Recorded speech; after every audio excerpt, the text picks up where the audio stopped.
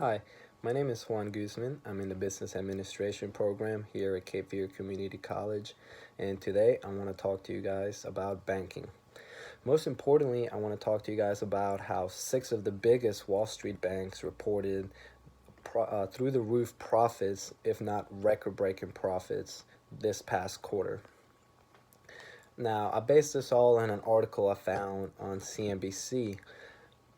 Now, the banks mentioned in this article are JP Morgan Chase, Citigroup, Wells Fargo, Goldman Sachs, Morgan Stanley, and Bank of America. Now, what do these banks attribute their high profits to? Well, they say that a lot of it came from high interest rates that allowed a lot of these banks to rank in more money through lending. Well, a lot of critics also attribute their high profits to the president himself. Now, what does the president have to do with this? Well, in late December of 2007, President Donald Trump signed a new tax law that allowed banks to save millions, if not billions, in taxes. Well, according to CNBC, combined, all of these six banks saved a total about $3.59 billion this past quarter alone. Now, why is this important? Because their high profits gave people and investors and the government a glimpse of how this new tax law was going to affect corporations and hopefully down the road individuals themselves. Now, what was this new law? Well, this new law was called the GLP tax reform. And according to Wikipedia, it was signed on December 22nd of 2017.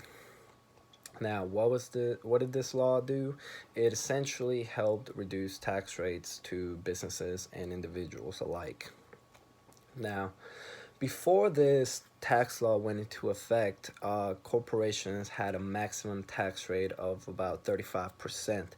Now, this doesn't include other taxes such as state tax and property taxes and all that.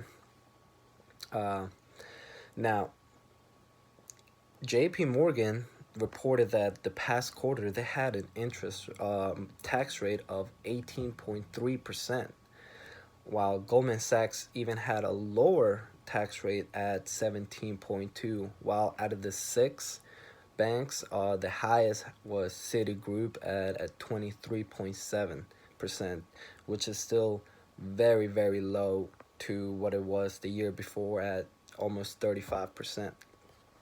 Now, that doesn't take into account, that takes into account that pretty much about 28 to 31% of corporate income goes to paying off taxes themselves. So the fact that these companies are saving so much money, it'll be interesting to see what they do with it. Now, a lot of these bank executives have come out and said that they're going to return all of these savings to stockholders in higher dividends or stock buybacks. They've also promised to return that money and invest it for higher wages and build new facilities.